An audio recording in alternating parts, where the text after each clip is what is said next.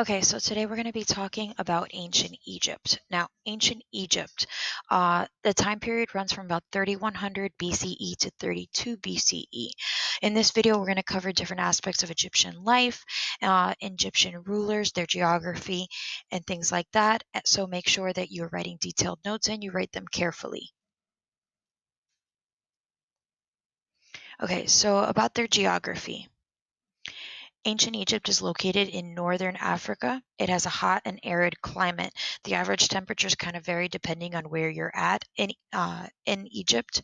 It can be very dry in some areas, or it has a Mediterranean climate in others.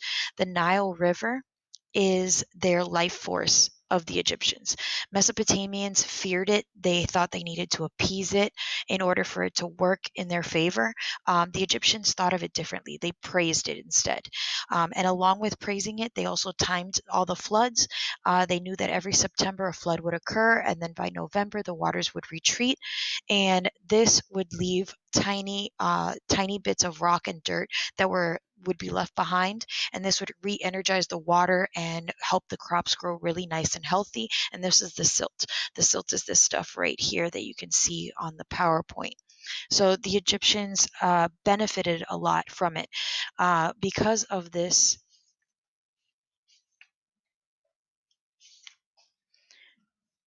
they were able to grow a lot of rich nutrient rich foods. Right, so one of the first river valley civilizations that settled along the Nile River were the ancient Egyptians. The Nile is the longest river in the world, and it runs from south to north for over 4,000 miles. The only other river that runs from south to north would be in our backyard, the Mississippi River. It's not quite as long, but it does run from south to north, and those are the only two rivers that run in those directions. Normally, rivers run from north to south. Right, so it splits into multiple channels in a delta before it ends in the Mediterranean Sea. Basically, it follows upward north, and then it spans out into this little fan area before it empties out in the Mediterranean Sea. The Nile Delta is that fan-shaped area up at the top. All right, so the Nile Delta area is called Lower Egypt, and the land south of it is called Upper Egypt. Now, this probably sounds very backwards because why would lower be on top and upper on the bottom? Well, the reason it does that is because of the direction that the Nile River takes. Since the Nile River goes from south to north, that's the way that they divided Egypt. The southern area is upper, and the northern area is lower.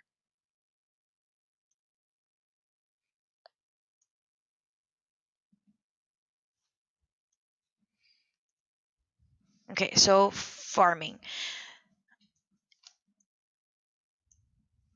Right, so the Nile's annual flooding deposited rich, dark soil on the riverbanks. This land is called Kemet, or black land. The dry desert land was called red land.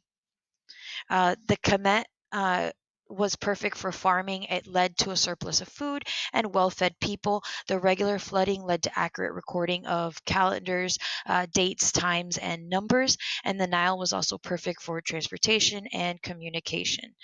The people praised the Nile god, which was Hapi, and he was the one that the people praised for the river to continue being prosperous and making the Egyptians prosperous. And also because of this annual flooding, they're the ones that are responsible for the 365-day-a-year calendar.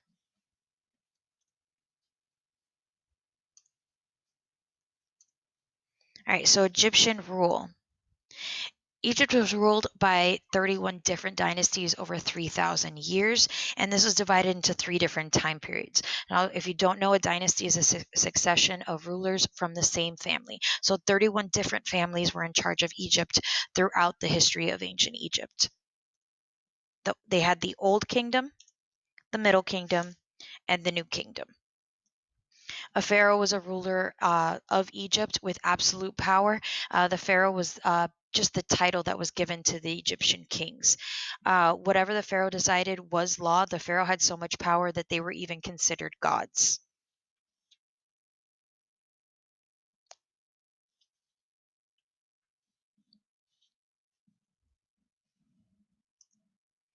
All right, so let's start off with the Old Kingdom. This runs from about 2700 BCE to 22 BCE. And we're going to go ahead and start talking about King Menes or Narmer. Now, this comes up as both because we still aren't sure if he changed his name once he became king or how that worked, but we do know that both names seem to reflect the same king. Um, King Menes created the first united Egyptian dynasty when he joined Upper and Lower Egypt. He built his capital city of Memphis near modern day Cairo. Now, in the Old Kingdom, he also saw the construction of the Great Pyramids of Egypt, which were built for the burial of pharaohs and their families. And historians estimate that the largest of are over 30 Egyptian it's the largest of over 30 Egyptian pyramids. And the Great Pyramid at Giza also took about 20 years and up to 100,000 workers and more than 2 million stones to build up. He's also responsible for commissioning the Great Sphinx. It's a giant statue that's half man and half lion, and it was built to protect the Great Pyramid. During the annual flood of the Nile, farmers couldn't work the fields, so they were put to work building pyramids. The Egyptians used their great knowledge of math, specifically geometry, to build these massive pyramids.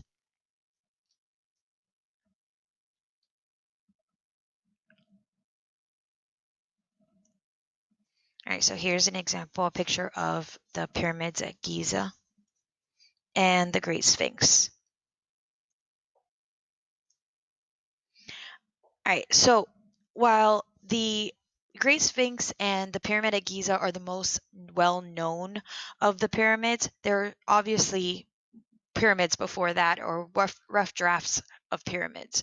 The first pyramid that was created or constructed was the Pyramid of Djoser. So, the Pyramid of Djoser, it was the first pyramid built for by his vizier. Vizier is kind of an architect, a doctor, a high-ranking official that's kind of wears many different hats, and he works for the pharaoh. So Djoser went ahead and he built this one for him, and it's kind of looks like a whole bunch of kind of like a layered cake where it just has like the steps all the way up. Now, after that, we have kind of a silly looking pyramid. The only reason it looks kind of silly is because the next pharaoh decided that he wanted to have a smoother looking outside to his pyramid, but he didn't quite get it right. So we have the bent pyramid. The bent pyramid was built around 2600 BCE, and it was supposed to be the regular pyramid that you're used to seeing, smooth on all sides, although they didn't get the measurements quite right, so it looks kind of funny and bent. And then we have the pyramids at Giza, and these are the massive pyramids that everyone sees or pictures of and hears about when they think of Egypt. Now, the Middle Kingdom. In the Middle Kingdom, it is between 2100 BCE and 1800 BCE. And this was a stable expansion for the Kingdom of Kush, which is also known as Nubia. The pharaohs provided aid to them to help them with draining swampland and digging canals. And their as part of Nubia is Kerma, and Kerma is actually really well known to archaeologists because they found an entire town and grave sites, and it's the largest known for that area. So we were able to get a lot of artifacts and understanding about how these people lived in that time period. Now, after that, we also have Meroe. So the island of Meroe, which is not really an island, is the capital and the heart of the Kingdom of Kush. It was the home to Kush's leaders, an important center for Egyptian and African civilization until about the 4th century Common Era. And the city includes a cemetery, pyramids, temples, palaces, domestic buildings, and it had evidence of Egyptian water management, which was pretty fancy for the time period.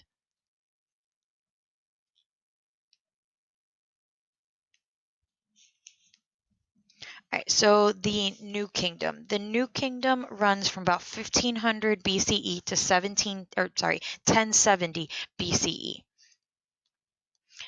One of uh, one of the pharaohs during this time period was Tutmosis III. He was next in line for the royal bloodline to become pharaoh in about 1473 BCE, but because he was only about 3 years old, his stepmother Hatshepsut ruled for him, and she was acting as a regent for the first 2 decades of the reign.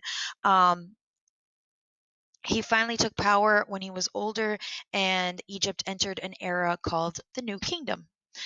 Hatshepsut was mostly a peaceful leader who encouraged trade within the city and with other cities in other parts of Africa, such as Punt and it's off the east coast. This exchange introduced ivory and incense to Egypt. When it was Tutmosis III's turn to rule, he led an army of 20,000 to extend Egypt's control into Syria and Palestine.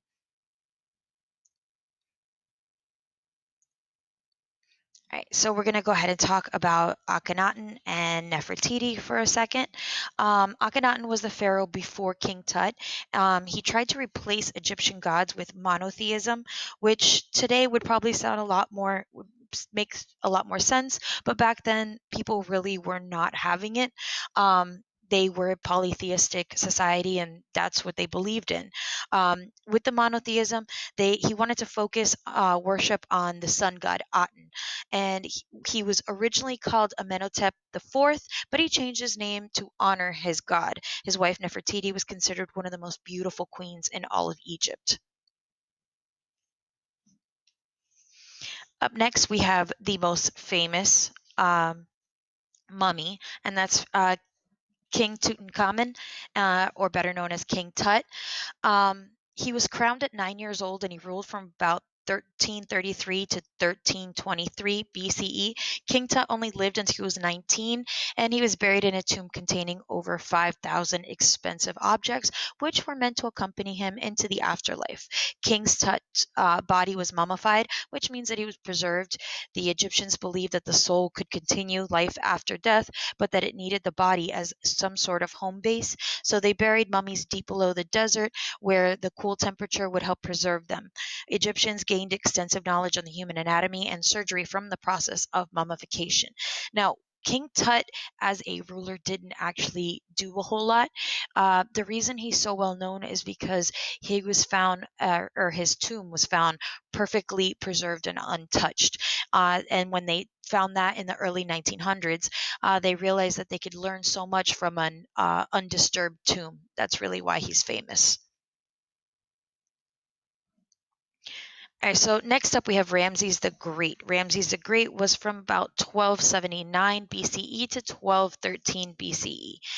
He reigned for about 66 years, and he was known as a great warrior and signed the world's first peace treaty with his enemies, the Hittites. And he also had many monuments built that can still be seen today. All right, so the collapse of this time came around 1070 BCE. And in came Alexander the Great, not Egyptian.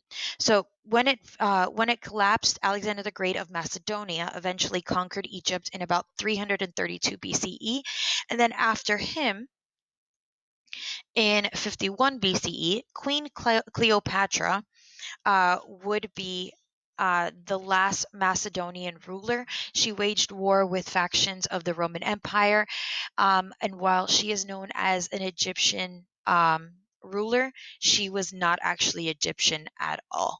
Um, After her, Egypt would not be independent again for almost 2,000 years.